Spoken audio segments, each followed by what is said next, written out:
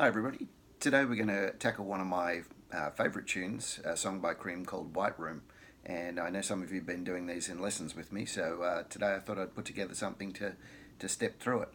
So the first thing about White Room is it's really got three major parts to it. There's the introduction and the bridge, which are the same thing.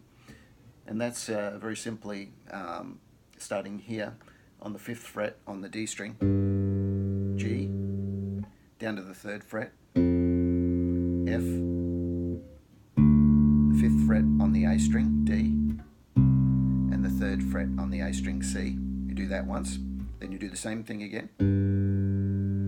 Interestingly enough, this is in 5/4, if you were to count it.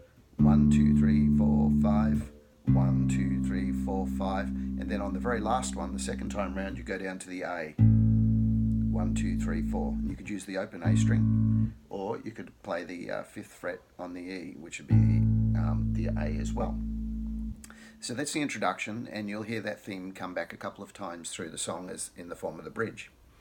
The next part is the actual verse, and the verse has a lot of variations, and he kind of plays a little bit different every time. But the crux of it is going to sound something like this. I'll play the two major variations.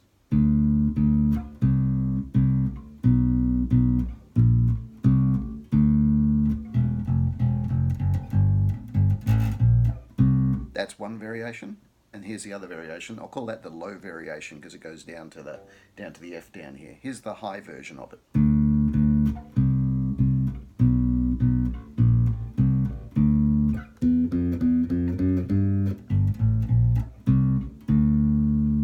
Okay, so let's break it down a little bit. We're starting here on the 5th fret on the A string, which is a D, so 2 of those, then 2 Cs, 2 Bs, 1 B flat, and then straight back up to the C and D. Okay, so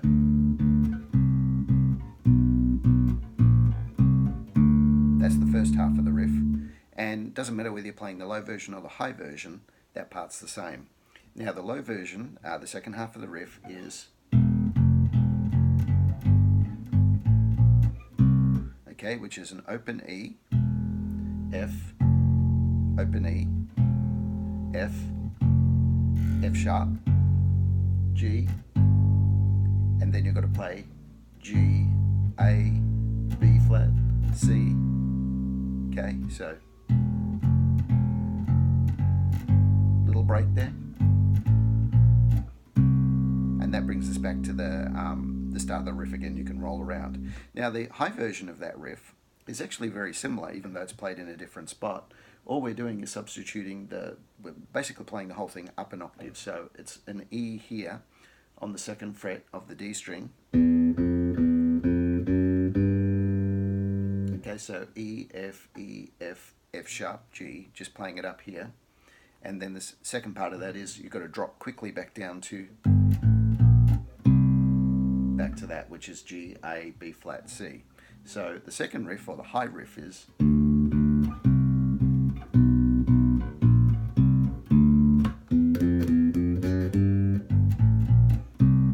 okay, so they're the two riffs, and throughout the song he varies whether he plays the high one or the low one. So this is the verse, well, they are used in the verse riff. So the first verse, there's 2 low riffs, 2 high riffs. In the second verse, there's 2 low riffs, a high riff, and then back to the low riff.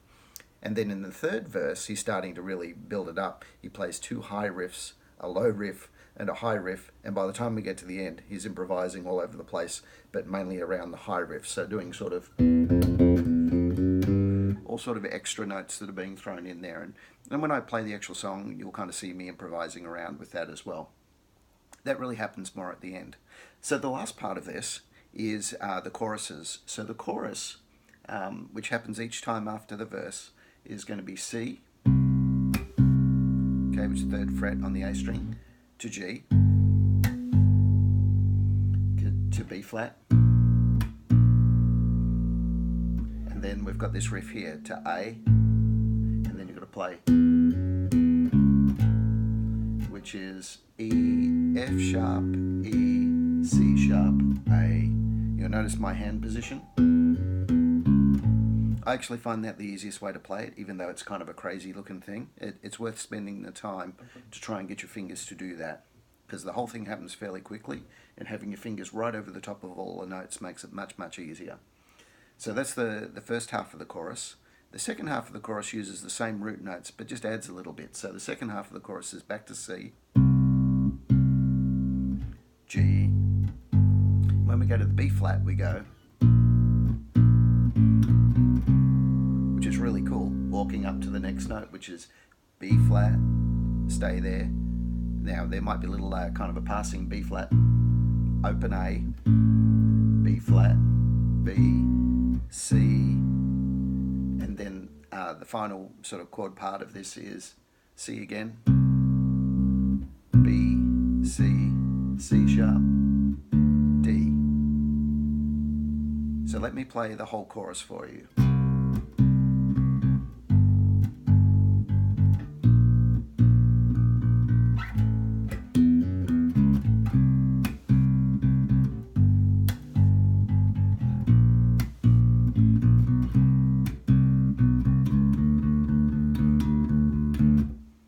Okay, and that's it.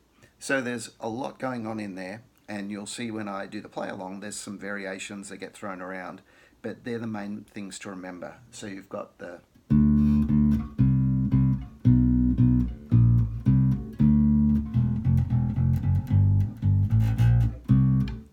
that riff, that's the verse and the high version of it. Then you've got the chorus.